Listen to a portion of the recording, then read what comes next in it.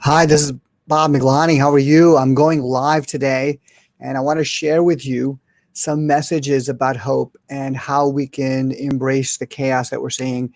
If you have a comment, you want to share a question, just share some thoughts, please comment, and maybe I'll be able to ask you a question on the screen. So today I'm going to talk about how do we embrace the chaos. I talk a lot about embrace the chaos over the years, but especially these days, we're living in this post-pandemic world that has completely changed. And also the social and civil unrest that we're seeing around America. So there's a lot of chaos and change that we're seeing in the world.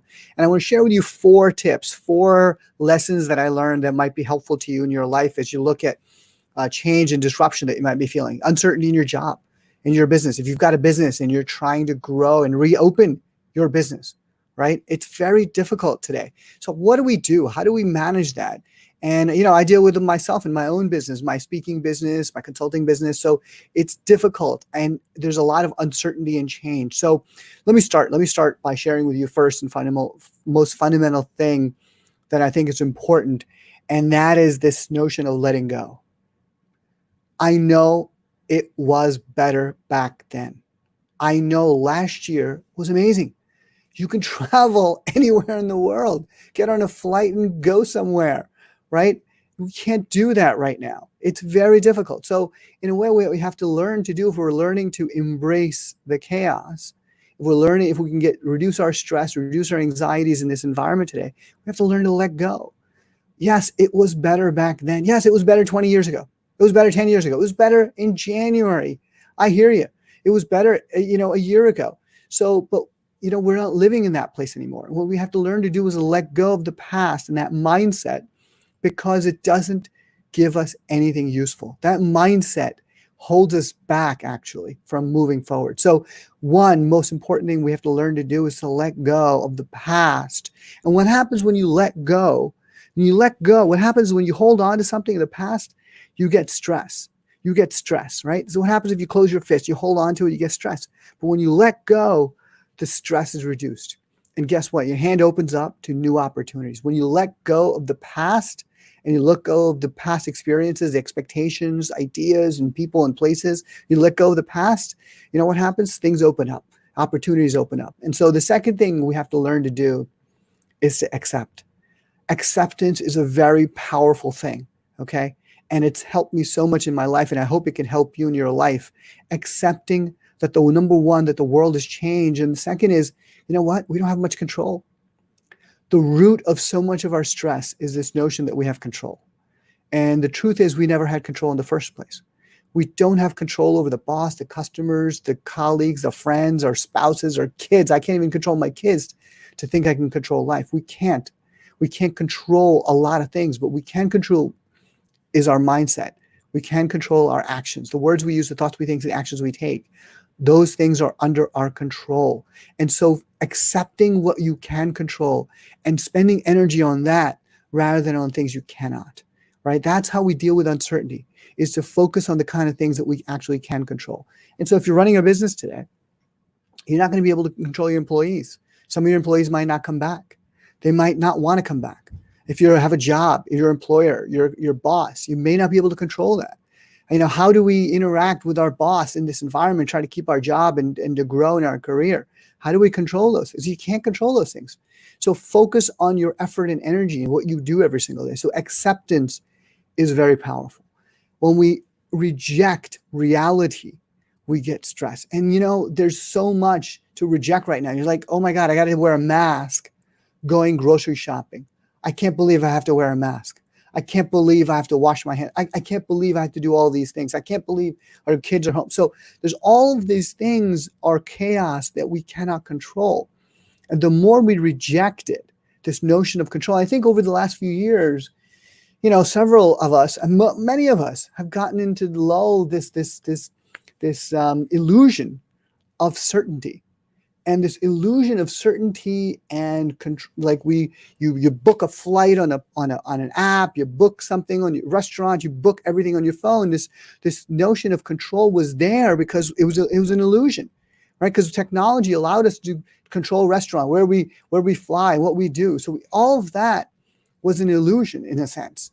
where we really don't have much control over the external world, but we have control over ourselves. So that's really important, is to focus on what you can control. The third, I think, more important thing is, one of the most important things is to stop overthinking. We look at the news in the morning and we say, wow, this is riots with all this, the fires, there's looting, there's this injustice, this racial inequality, all these things we look at and we feel like, and what happens is that one thought leads to another and to another and another. And we end up feeling hopeless. That overthinking and understanding what's going to, or trying to predict what's going to come next, gives us hopelessness. And what we want to do is to stop that pattern of overthinking and overanalyzing. Like, what's going to happen? I think it's going to play out this way. It's going to play out that way. And what happens when we do that is we get into this vicious cycle, and all we get is anxiety. All we get is anxiety, because overthinking, you can't predict the future. The world is too complex for us to be able to predict anything that's accurate. Okay, we can't predict the future. We're really bad. Human beings are really bad at predicting the future, and in a good way and a bad way, right? No one could have foreseen this pandemic, right? And no one's going to be able to see the potential solution either. And so what we have to learn to do is, and overthinking, it gets us into the spiral of anxiety and self-doubt, right? So that's I think it's important that we step back and stop our overthinking. If we're overthinking, about our business, about our life, bring it back, number 4, to action, okay? Doing something useful every day, focusing on the contribution we can make to somebody else. I mean, why am I doing this live video? Is because I hope my words will be helpful to you in your life, in your business. That's why I do this. And so move forward and take action. Progress gives us momentum. It gives us a good feeling that we're actually participating. And so that's really how we embrace change, embrace the chaos, is we have to let go of the past, accept that control is an illusion. Control is an illusion. The only thing we really can't control is our words, our thoughts, our actions. That's what we can control. In fact, I don't even control some of our words or thoughts sometimes. You get these crazy thoughts when you watch a movie or something, you watch the news and you're like, oh my God, I can't even control my thoughts. So you have to do is to really bring it back and really understand, stop overthinking, and move forward. And let me share with you a couple of tips that I use to help me embrace the chaos every day. One is I try to exercise every day, get some blood flow to the brain. I try to walk outside, go for a run, something that gives my blood flow going and lets me be with nature. That really helps clear my mind, clear my head. That's very helpful. So exercise if you can every single day, and do it in the morning because you get it done. It's out of the way. And what I even do is I take my sneakers out the night before, untie my shoelaces, I get my socks out, get my running clothes out, and I put it by where I brush my teeth at night. So then in the morning, I'm ready to go. I can't make an excuse to get out of it, okay? So it's really important, I think, to get some blood flow into the mind. And the second is, socialize with somebody. I know we can't do it face-to-face now, limited what you can, but socialize. You don't have to necessarily do a Zoom call. It's a phone call, send a text message, say, hey, what's going on? Something that's non-work related. It's really important, okay? So have some socialization. The third tip I want to leave you with is actually to have some point of reference that inspires you. A person, a book, an idea, something that you feel compelled to get up in the morning and to pursue.